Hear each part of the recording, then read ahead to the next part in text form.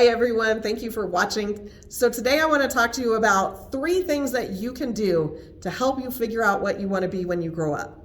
And no, I'm not saying you're not a grown-up, but maybe for whatever reason, you need to change careers. Maybe it's because you're bored, you're ready for a new challenge. Maybe it's because you can no longer physically do the type of work that you've been doing, or maybe the type of job that you do has gone away, whether it's gone overseas or it's been taken over by automation or whatever, you're looking for a new career. So the first thing that I want you to do is do some assessments. Now, there are 3 kind of main categories of assessments that I want you to hit on. So the first is going to be your interest assessment. Interest is going to help you define what it is that really interests you in a job. Now, a second way of looking at this is your passion. And I will always tell people there's not an official passion assessment to do. So ask yourself, if you were independently wealthy, you did not need money, money was not a concern, what would you do with your time? Most of us, yes, for a while we'd be like, I'm going to sit on the couch and do nothing, or I'm going to organize my house, or I'm going to travel. That's great. But once that time period is done, what would you do with your time? Would you be volunteering places? And if so, what would you be doing volunteering? Those are things that can help you find your passion.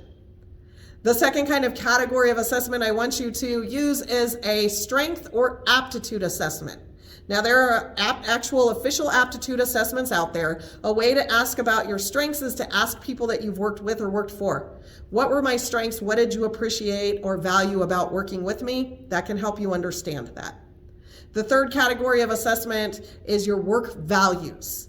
Now, your work values, there are assessments out there, official assessments out there that you can do, and it's going to help you tap into, for example, I need to feel like I'm supporting others, or I need to be building relationships in order to feel like the work that I'm doing has a value, okay? Now, there are lots of different places you can go to find these assessments. I'm going to make it a little bit easier for you, and just type in or Google the Balance Careers.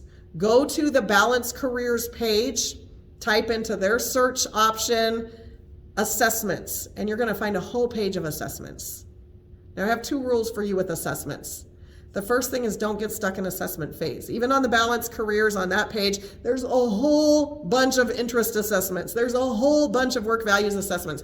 Don't do them all. You don't need to go through every one of those, right? If you've knocked out one of each of those assessments, you don't need to keep going. The second rule that I have for you is just don't pay for these assessments. There's so many out there for free, it doesn't make sense to pay. All right, the second thing that I want you to do to help you figure out what you want to be when you grow up is list your experiences.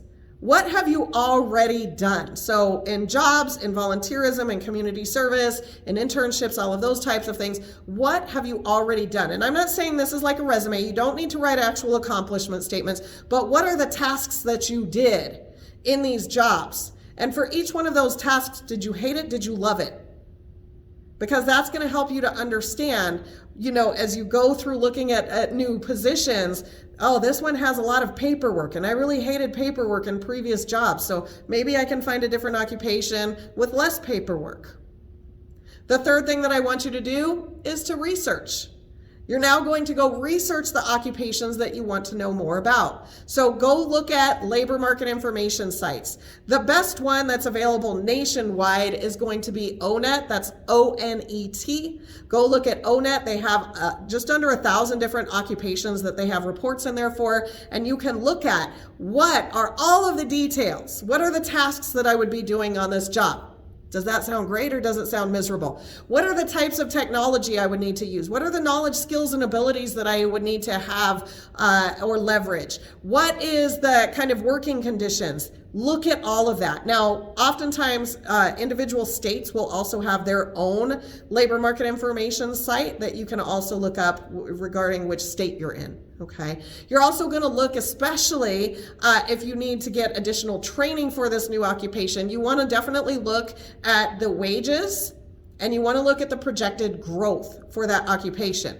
If you're going to invest time or money into additional training, and I'm not saying going to get a degree necessarily, but into additional training, is there reasonable expectation that there will be enough jobs out there when you graduate?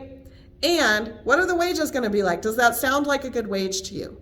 You can also go research what companies are out there that fill the types of positions that you would actually want to apply for. All right. So those are 3 things that you can do to help you figure out what you want to be when you grow up. Next week, guys, I'm not going to post a video. If I do, it's going to be of me in Florida. Okay. So not posting a video, but thank you for joining on today and have a great week and good luck in your job search. Bye.